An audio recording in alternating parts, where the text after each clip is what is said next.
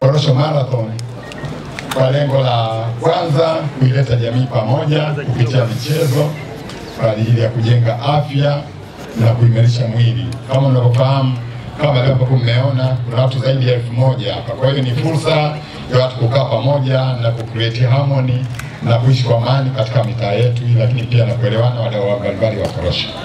Lakini pia Korosho Marathon tumeweka kwa lengo la kuhamasisha utalii katika maeneo ya mikoa ya kusini. Lakini pia kupitia Korosho Marathon tunahamasisha ubangaji wa korosho pamoja na utumiaji wa bidhaa za korosho. Kama mnafahamu, malengo ya serikali ni kuhakikisha kwamba tunaongeza ubangwaji, tuweze kubangua korosho zetu zote kufika mwaka 2030. Kwa tunaendelea kuhamasisha wadau mbalimbali matumizi ya korosho na bidhaa za korosho. Lakini pia kupitia Korosho Marathon mapato tunayoyapata tunakwenda kuhamasisha ubanguaji hapa nchini. Na ndio maana mwaka huu bodi ya wakurugenzi imetenga shilingi milioni 330 ikiwa nimekusanya pamoja na kutoka kwenye Korosho Marathon na fedha kutoka katika maeneo mengine, ambapo mwaka huu tutagawa mashine 50 za kutumia umeme kwa wabanguaji wadogo. Tunataka wabanguaji wadogo wa korosho waachane na mpango wa kutumia zile mashine za mikono au mashine zile za manyo. Ndugu wananchi na wanamichezo kwa ujumla wake, nafahamu kwamba kwa takwimu za usajili wa mbio hizi ambazo nimepatiwa, washiriki walioshiriki wanakadiria kufikia 1000 kutoka ndani na nje ya mkoa wetu wa Mtwara, pamoja na wapenzi wa michezo kutoka mikoa yetu ya jirani.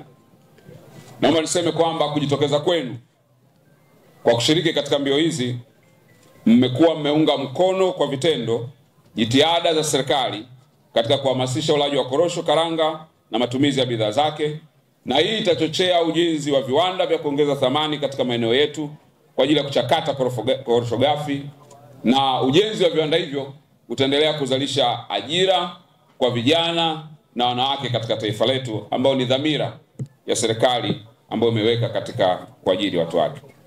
Serikali ya awamu ya 6 chini ya uongozi wa Mheshimiwa Daktari Samia Suluhu Hassan ambaye ni Rais wa Jamhuri ya Muungano wa Tanzania ina kiu kubwa sana ya kuona ubanguaji wa korosho unaongezeka ili tuweze 100% katika korosho ambazo zinazalishwa katika nchi yetu.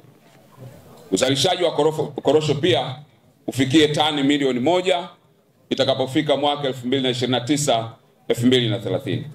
Kwa kubangua kiwango hiki cha korosho ndani ya nchi itaongeza thamani kubwa ya zao letu, na itasaidia kama nilivyotangulia kusema kuongeza chachu ya mnyororo wa thamani na kutengeneza fursa za ajira.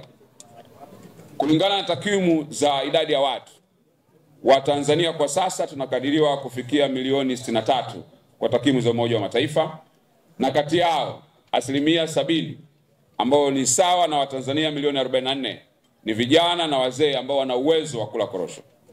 Endapo kama juhudi za kuhamasisha ulaji wa korosho ndani ya nchi zitasaidia na zitafanikiwa kuwashawishi kundi hili la vijana na wazee angalau kula korosho kilo 5 kwa kila mmoja, maana yake mahitaji ya korosho karanga ndani ya nchi yetu yatafikia tani 222,022 kwa mwaka, ambayo inatokana na korosho ghafi tani milioni 1.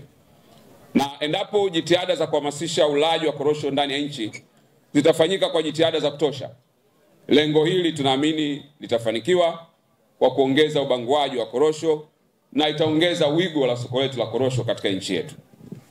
Ndugu wananchi na wanamchezo, nimepewa taarifa kwamba Korosho Marathon itaendelea kufanyika kila mwaka, na hivyo nichukue nafasi hii kuwaomba wadau kujitokeza kwa wingi katika mbio hizi ili kujenga afya zetu na kuhabarisha ulimwengu kuhusiana na fursa zilizopo katika tasnia ya korosho.